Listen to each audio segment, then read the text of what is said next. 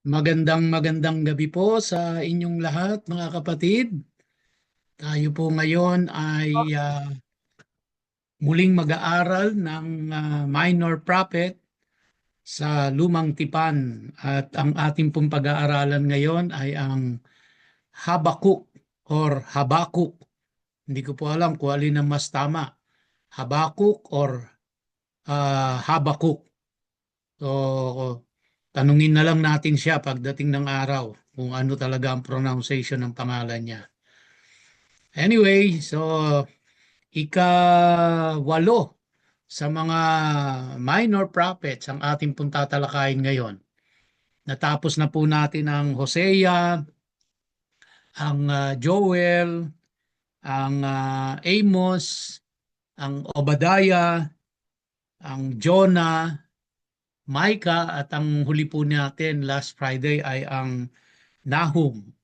At ngayon po ay Habakuk naman ang ating tatalakayin.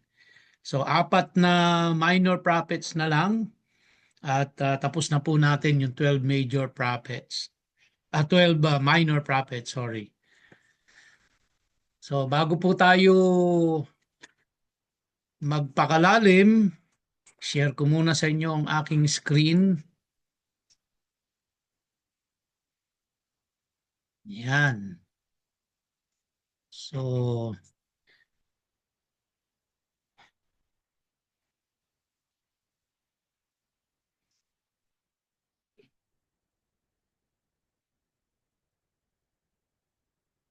yan po.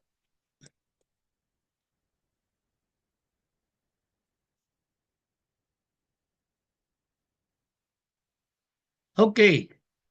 Tayo po ay saglit na manalangin. Aming Ama, aming Diyos, aming Panginoon, sama-sama po kaming magkakapatid na dumudulog sa iyo sa mga oras na ito at buong puso at buong pagpapakumbaba na kami po'y nagpapasalamat sa buhay at kalakasan na ipinagkaloob mo sa amin sa araw na ito. Salamat din po sa pag-iingat mo sa bawat isa sa amin, maging sa aming mga mahal sa buhay. At salamat sa biyaya at pagpapala na pinagkaloob mo sa amin sa araw na ito.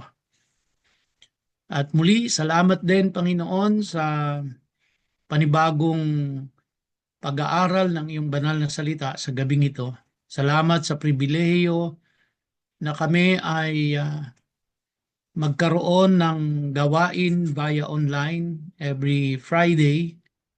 Salamat, Lord, sa lahat ng provisions mo. Salamat sa mga pamamaraan mo kung papaano kami makakapagsama-sama at makakapag-aral ng iyong salita. At sa oras pong ito, aming Ama, hinihiling namin na tulungan mo po kaming lahat na maunawaan namin ang aklat ni Habakuk. At nawa po ay tulungan mo rin kami na ito ay mai-relate namin sa aming pong kapanahunan ngayon. Salamat sa aking mga kapatiran na mga matyagang dumadalo every Friday. Patuloy mo po silang pagpalain sa kanilang kasipagan at sa kanilang katyagaan. Salamat po, O Diyos, sa iyo ang papuri, ang pasasalamat at ang lahat ng pagdakila sa pangalan ni Yeshua. Amen and amen. Ang ating pong tatalakayin ay Habakuk at ang subtitle niya ay I Will Rejoice.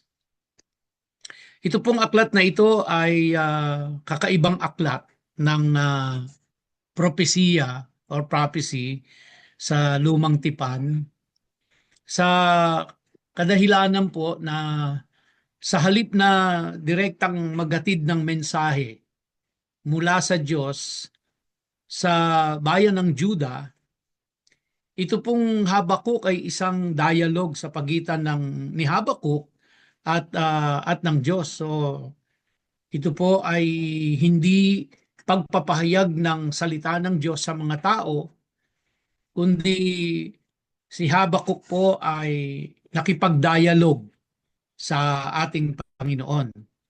At dito makikita natin ang pagtatanong ni Habakuk tungkol sa kasamaan ng kanilang bayan. Ang concern ni Habakuk dito ay ang Judah, ang kanyang bayan, no? At uh, makikita rin natin dito ang sagot ng Diyos tungkol sa kanyang justice at kapangyarihan. Kung mapapansin niyo po, from the very start ng pag-aaral natin ng minor prophets, laging highlighted yung topic na hustisya, yung justice. No? So until now, nasa pangwalong aklat na po tayo ng minor prophets, ay yun pa rin ang na-highlight. So it seems that during that time, there is so much injustices in the land of Israel and in different times. Siguro po kahit hanggang sa kapanahunan natin, ganyan no? Na may mga injustices tayong makikita at laganap din ang kasamaan, ang idolatry. Ito pong Habakuk ay isinulat bandang ano po ito 612 to 605 BC. At isinulat po ito bago bumagsak ang Judah sa kamay ng Babylon. So, yung nakaraang pag-aaral natin, nakita po natin na sila ay nasakop ng Assyria at ang nangyari po ay tinalo ng Babylon ang Assyria at ang naghari ngayon ay ang Babylon. Pero on the part of Israel, iba naman ang sumakop sa kanila. Dati Assyria, ngayon naman Babylon.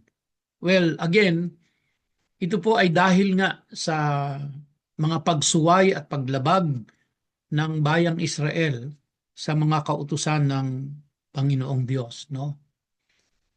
Now, let's look at some political background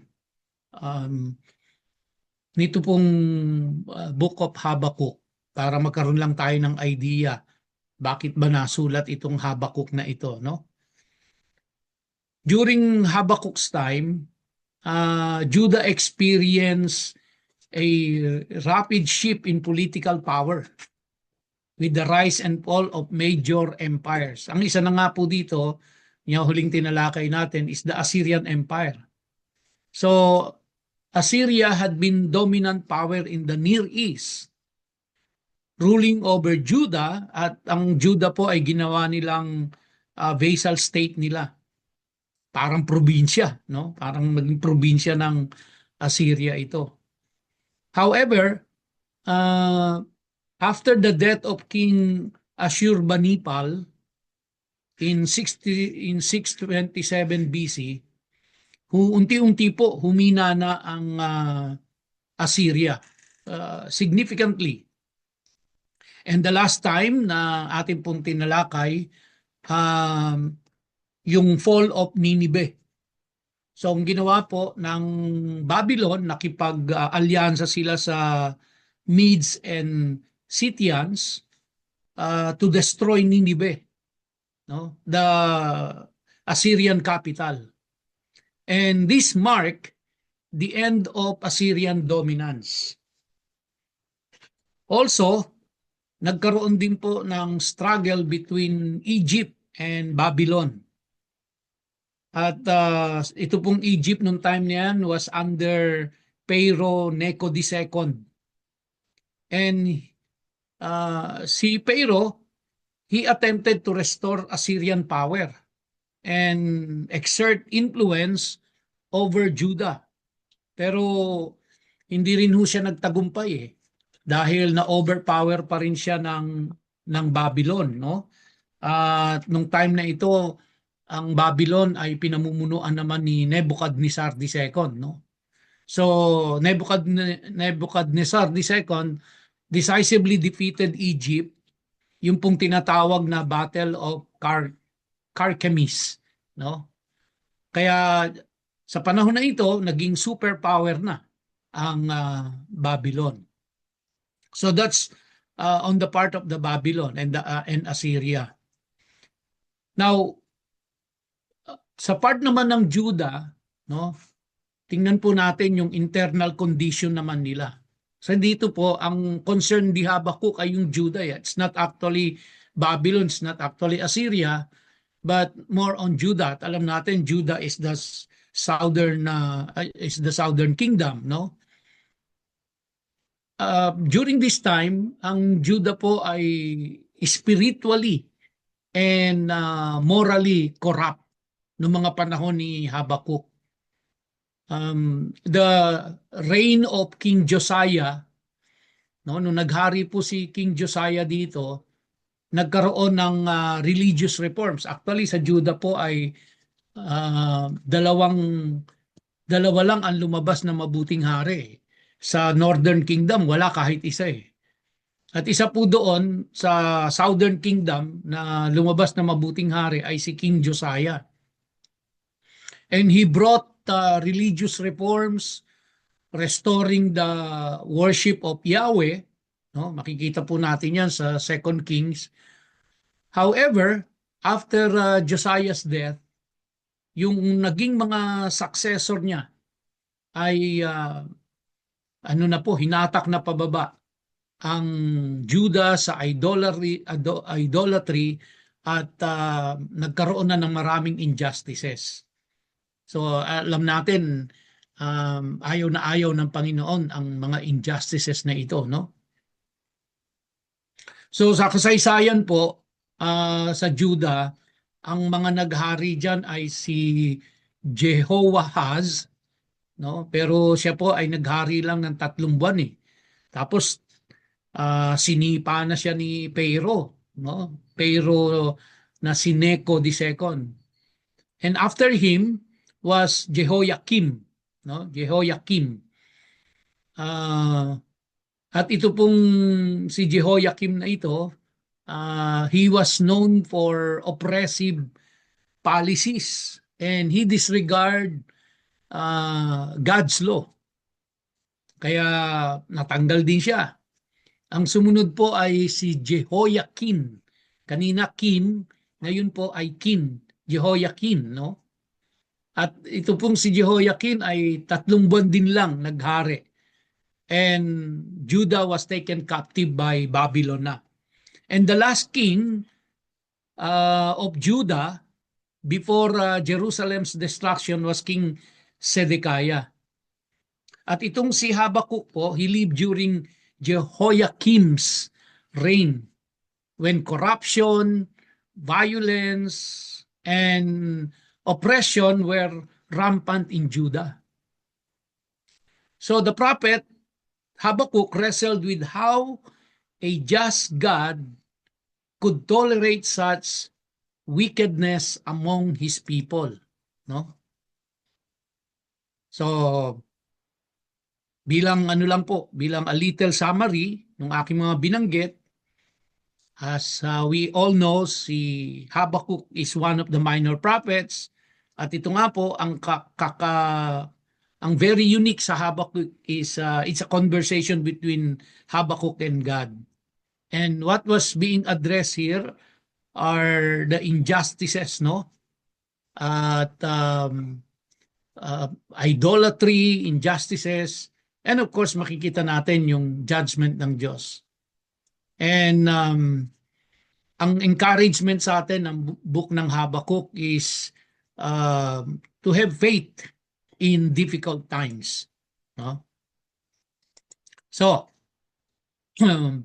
binanggit ko na po ito, sinulat bandang 612 to 605 BC at pagbagsak ng Assyria at pag-usbong naman ng Babylonia.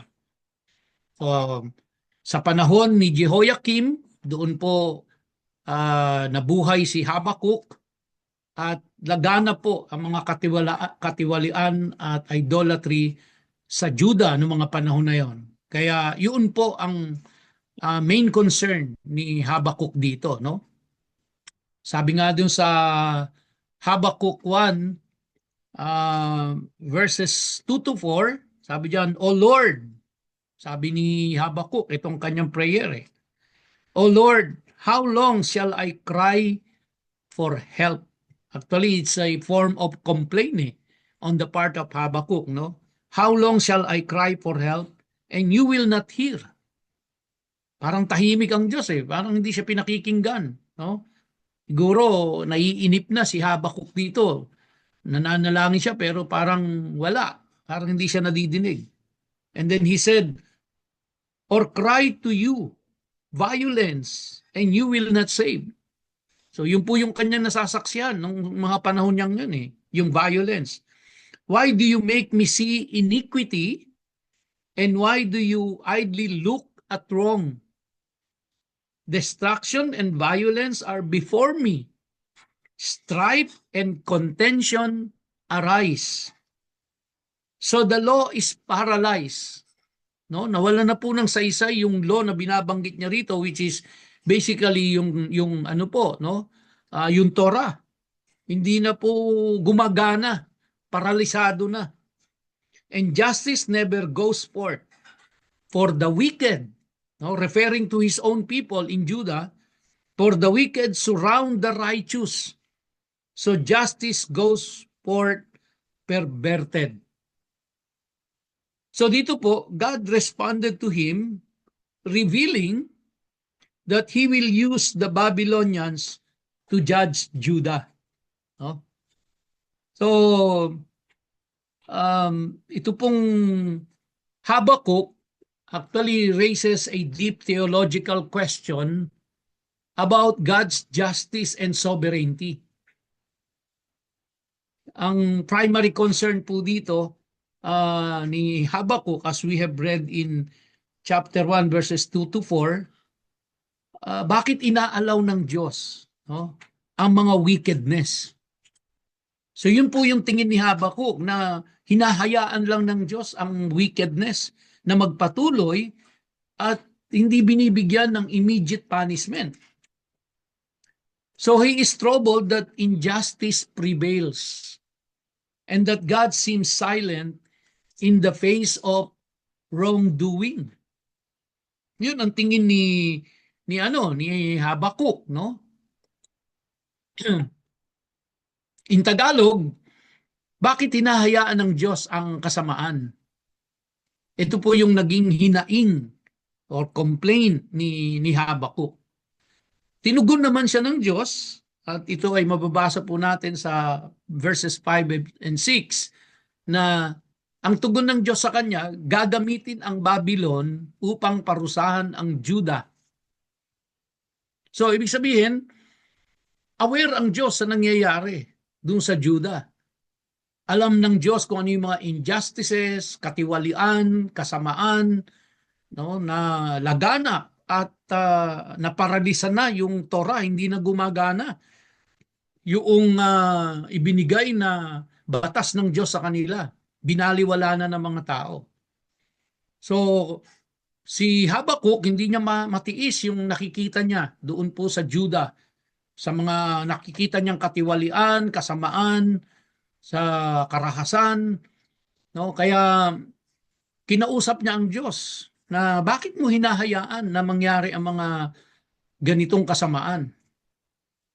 So ang naging tugon ng Panginoon is, I will use Babylon to destroy Judah. So ibig sabihin, paparusahan niya yung Judah dahil doon sa kanila pong ginagawa na yon. Sabi po sa Habakkuk 1, 5 to 11, look among the nations and see. Wonder and be astounded. For I am doing a work in your days that you would not believe if told. For behold, I am raising up the Chaldeans. Yung Chaldeans po, yun yung mga Babylons.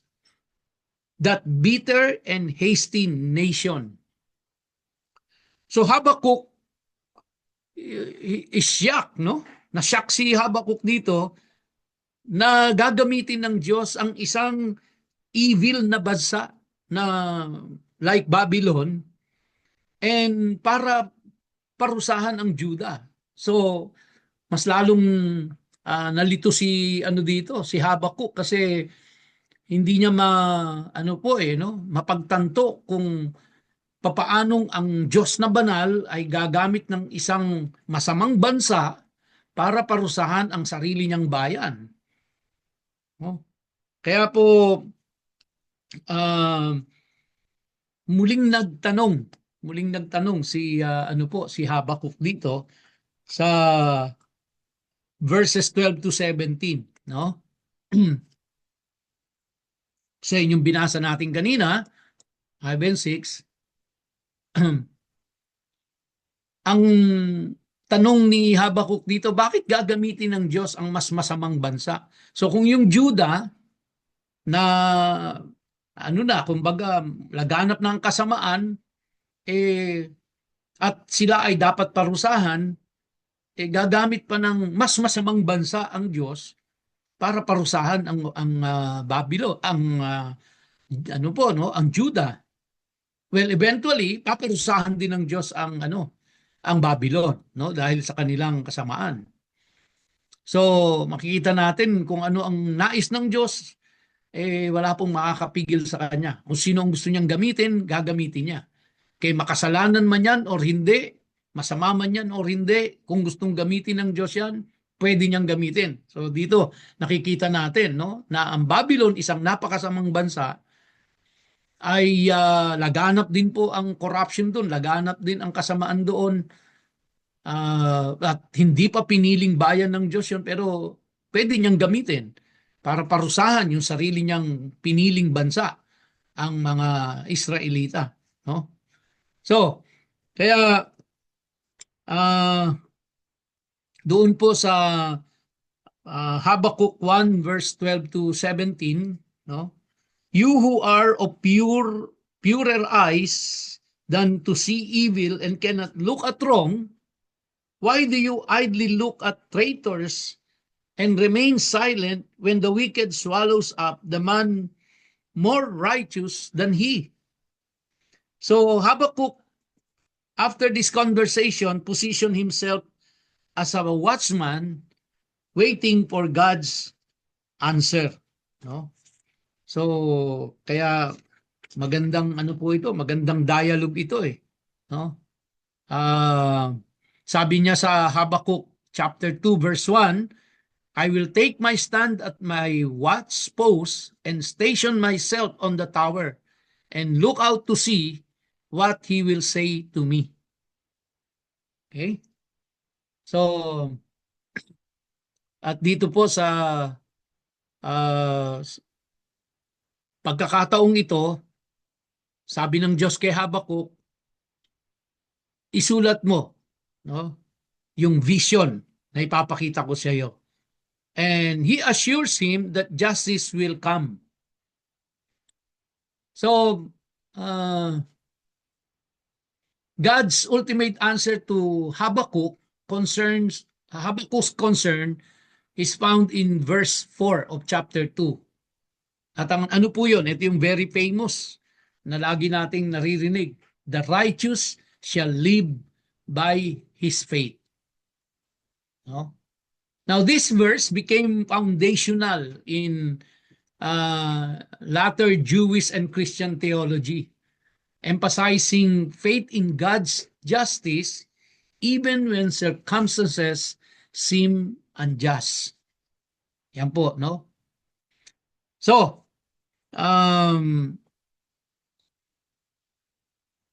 in verse 13, no? Basa na ho natin kanina yan. You who are of purer eyes than to see evil and cannot look at wrong, why do you idly look at traitors? Okay, so yun na nga po, ang sagot ng Diyos kay Habakuk, gagamitin niya ang Babylon to punish his own people, no? So while God allows Babylon to rise, Diyos din naman ang nagpahintulot para ang Babylon ay maging makapangyarihan, no? He promises that their arrogance and oppression will lead to their downfall. Nitong Babylon, ganun din arrogante din itong mga Babylonia at they oppress people, no? Lalong-lalo na po yung Judah. Pero yan din ang magpapabulusok sa kanila para sila ay bumagsak, no? And dito makikita natin yung tinatawag na five woes which was pronounced against Babylon. And they were condemned, no? Because of their greed, violence, and idolatry. So this was God's answer to Habakkuk sa ano po, no? Kumbaga inquiry or complaint, no? The righteous shall live by his faith. Okay? So he was telling Habakkuk, being a righteous person, tiwalaan mo ang Diyos. Manampalataya ka sa Diyos. Kahit na hindi sumasang-ayon sa gusto mo ang nangyayari at parang masama ang nangyayari sa kapaligiran mo, God is in control. And just believe in Him and just have faith in Him. Yun po. And may i-apply din natin sa buhay natin yan na kung hindi po sumasang-ayon sa iniisip natin ang mga nagiging kaganapan at hindi natin alam kung bakit at parang tahimik ang Diyos, let us all live by faith. Manampalataya tayo na alam ng Diyos kung ano ang kanyang ginagawa. Makapangyarihan siya, matalino siya, at alam niya kung paano niya i-handle ang mga bagay-bagay sa buhay ng tao sa mundong ito. So alin po yung mga limang katiwalian ng o limang hatol ng Diyos sa Babylon? Ito po. Unang-una, kasakiman. No? Kasakiman. Yan po ay patungkol sa Babylon. No? Ang Babylon ay mga sakim na mga tao magmula sa hari hanggang sa kanilang mamamayan. Pangalawa po, laganap ang katiwalian, ang corruption sa kanila pong bansa. So madalit salita, hindi lang sa Juda doon din sa Babylon, ganun din, laganap ang katiwalian. At laganap ang karahasan sa kanila. Okay? Nandiyan po yung mga scripture references, mga kapatid. And then, ano pa? Kahalayan. Oh, kahalayan. Sana binasa niyo po yung Habakuk in advance. 3 chapters lang naman. Napakadaling basahin, no? Kung di man, balikan nyo na lang po. Basahin nyo at ito yung makikita nyo doon. Panglima, idolatry. So, hindi na rin bago, no? Kahit anong panahon, kahit anong bansa, ay nauhulog ho pagdating sa nahuhulog sa idolatry. Ika nga, no? So nakita po natin yung five woes na tinatawag doon po sa Habakkuk chapter 2 verses 6 to 20, no?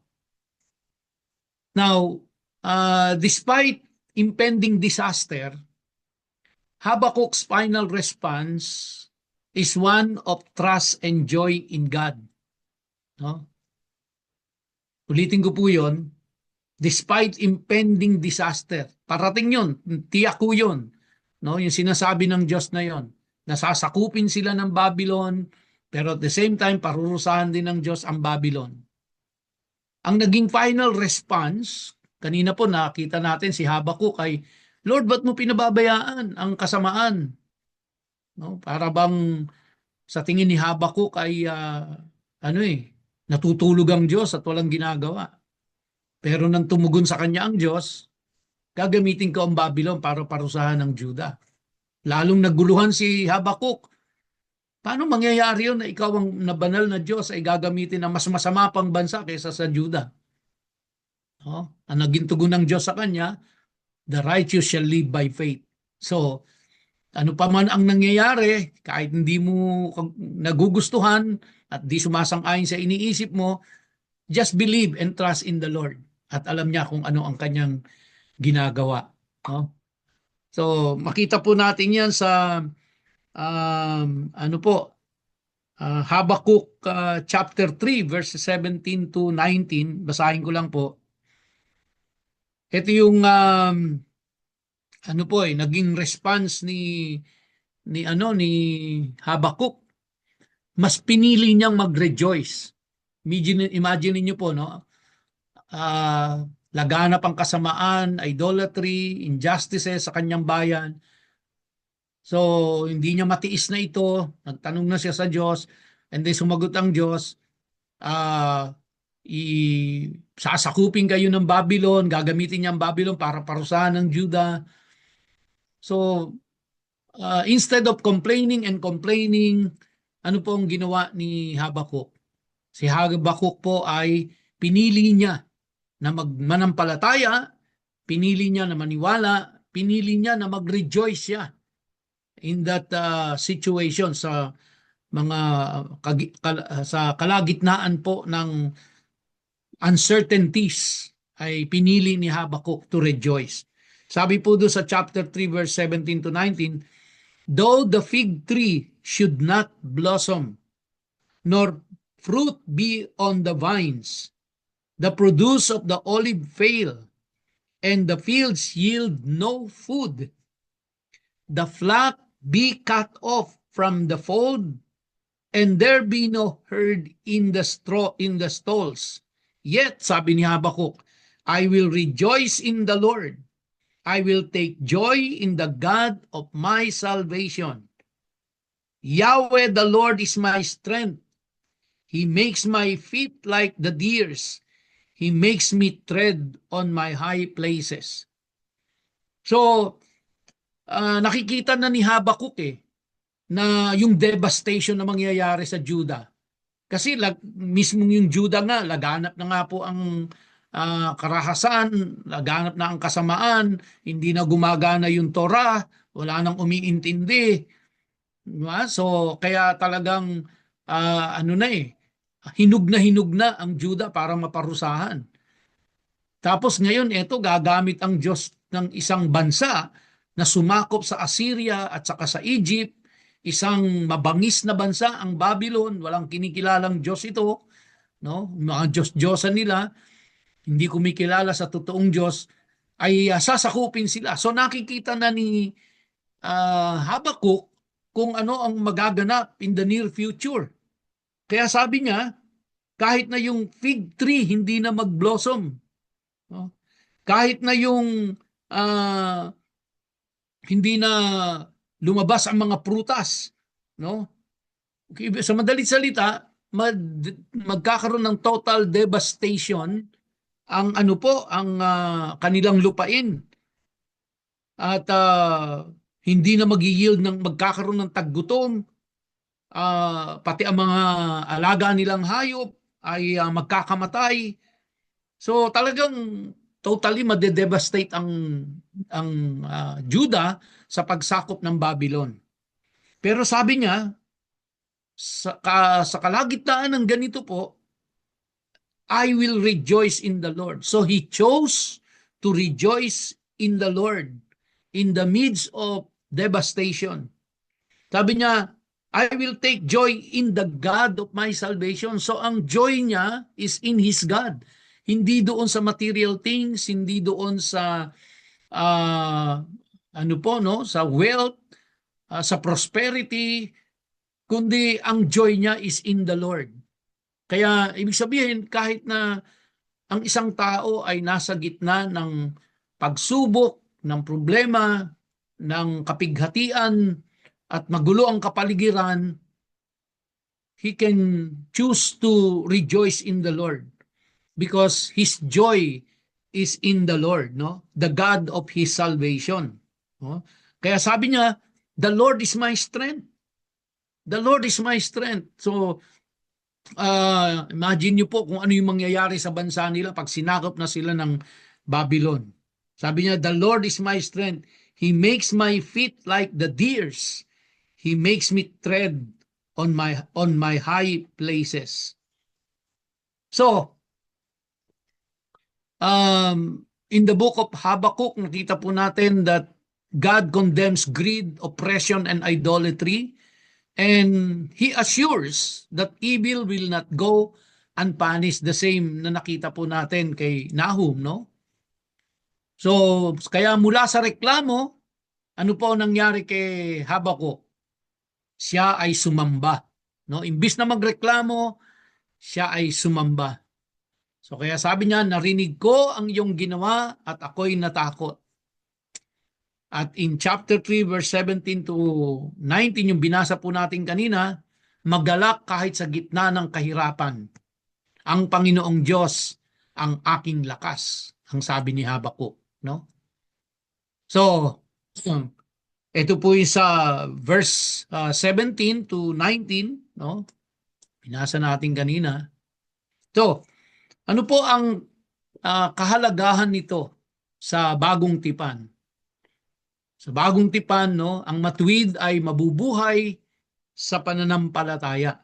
Kita po natin yan sa Romans chapter 1 verses 16 to 17, no? Kinote po ni Paul yung Habakkuk chapter 2 verse 4. Kinote niya yan dyan sa Romans chapter 1 verse 16 to 17, no? Linking faith in God's promise to salvation in Christ. So, at makikita po natin sa Revelation 18 ang pagbagsak ng Babylon.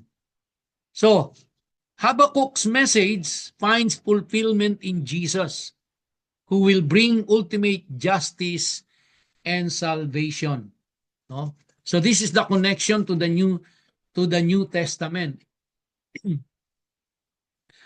Now, the book of Habakkuk reminds believers to trust in God's wisdom and sovereignty. He is sovereign over all nations, no?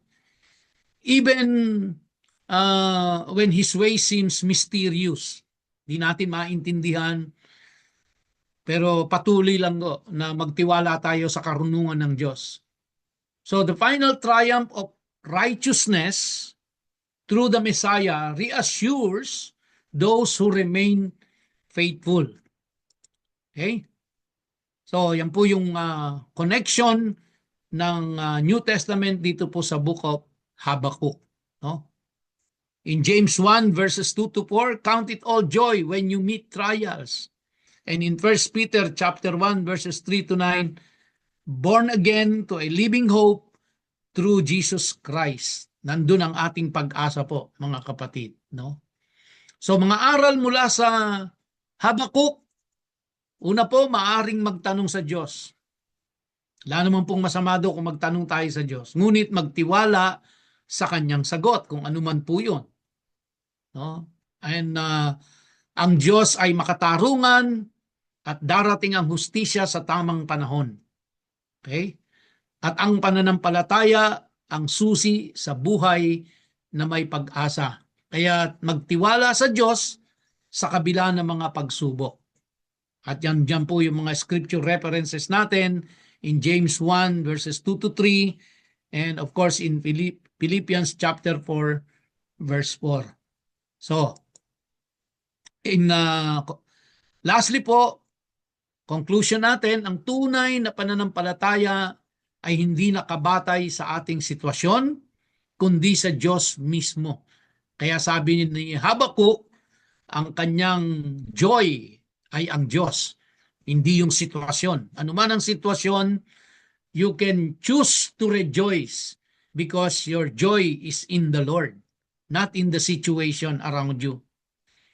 And ang Panginoong Diyos ang aking lakas, ang sabi ni Habakuk. And pwede rin nating sabihin na ang strength natin ay ang ating Panginoon Diyos. No? So, kaya seek honest dialogue with God. No? Trust in God's wisdom and justice. And faith remains strong even in trials. And of course, the Messiah brings ultimate salvation, mga kapatid. So rejoice in God regardless of external hardships. Live by faith even when circumstances seem bleak. No? As Habakkuk declares, yet I will rejoice in the Lord. I will take joy in the God of my salvation. God the Lord is my strength. Thank you very much po. That ends my lesson for tonight. At tayo po ay magsasara sa panalangin.